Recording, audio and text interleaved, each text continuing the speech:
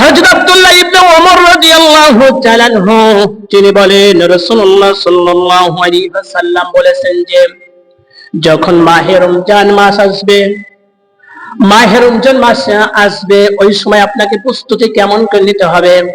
দেখেন, চাঁদ দেখা কোন সুন্নত, রাসূল কো চাঁদ দেখে রোজা রাখেছেন, চাঁদ দেখে রোজা ভাঙিয়েছেন, কি কয়? সেজন্য আমরা চাঁদ দেখি না, আমরা সুন্নত ভুলে গেছি, কি কয়? একটা সুন্নত যদি জিন্দা করেন, রাসূলুল্লাহ সাল্লাল্লাহু আলাইহি ওয়াসাল্লাম বলেছেন যে ওই ব্যক্তিকে 50 থেকে 100 শহীদের গলা কাটার সওয়াব তার আমল নামায় দেখে দেওয়া হবে। বলেন সুবহানাল্লাহ। কম কথা নাকি? হ্যাঁ, কম কথা নয়। সেজন্য এই চাঁদ আমরা দেখবো, আমরা এখন ফেসবুকে দেখতেছি, খবরে দেখতেছি, কি খবর? এটা তো সুন্নত হলো না, আপনি শুনতেছেন, এটা তো সুন্নত হলো না। সুন্নতে কায়দা হলো আপনাকে আকাশের দিকে তাকায়া দেখতে হবে, কি কন?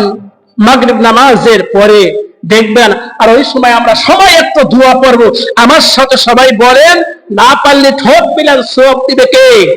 আল্লাহ। মা বোন যে যেখানে আছেন আমার সাথে এই দোয়াটা একটু ঠোঁট মিলান।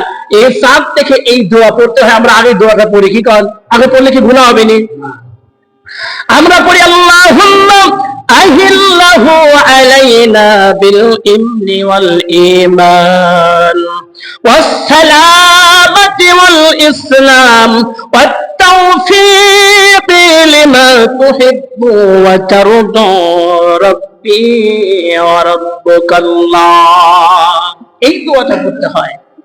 আল্লাহ তাআলা এই যে চাঁদ আকাশে উদিত হয়েছে, আল্লাহ আমাকে দেখার তৌফিক দান করেছে, আল্লাহ ও আল্লাহ নিরাপত্তা আমাকে দান করে দিয়েছে, আল্লাহ আমাকে যেন শান্তি দান করা হয়। এই চাঁদটা যেন ইসলামের জন্য, শান্তির জন্য চাঁদ উদিত হয়। বলেন সুবহানাল্লাহ। আর আমরা কি বলতেছি যে আল্লাহ আমরা সন্তুষ্ট হয়েছি এই চাঁদ ওঠার কারণে। আল্লাহ বলতেছে যে বান্দা যদি আমার প্রতি সন্তুষ্ট হয়ে যায়, আমি রব শুধু সন্তুষ্ট হইনি, আমি তার প্রতি ভালোবাসা আমি নজরে তাকাই। বলেন সুবহানাল্লাহ। আমরা চাঁদকে বলতেছি, হে চাঁদ তুমি জানো আমার প্রভু আল্লাহ, আমার প্রভু। ওই চাঁদকে এই দুয়ার মধ্যে বলতেছি, আমার প্রভু যদি আল্লাহ হয়, এ চাঁদ তোমার প্রভু হো আমার আল্লাহ। বলেন সুবহানাল্লাহ। ঠিক আছে, সেজন্য রব্বুল আলামিনের কাছে আমরা বেশি বেশি করে আমরা এই দোয়াগুলো করব। ঠিক আছে, এই দোয়াগুলো করব।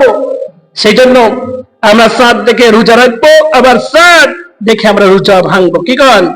এইটা হলো বুখারী এবং মুসলিম শরীফের হাদিস, বুখারী এবং মুসলিম শরীফের হাদিস। সেজন্য আল্লাহ পাকের রাসূল বলেছেন যে শোনো, এই চাঁদের মধ্যে যদি সওয়াবের নিচে তাকান, এই চক্ষু আপনার পক্ষে সাক্ষী দিবে। কি কন? এই চাঁদ সাক্ষী দিবে। সেজন্য আল্লাহ পাক যেন আপনাকে আমাকে যেন তৌফিক দান করবেন, আল্লাহুম্মা আমিন।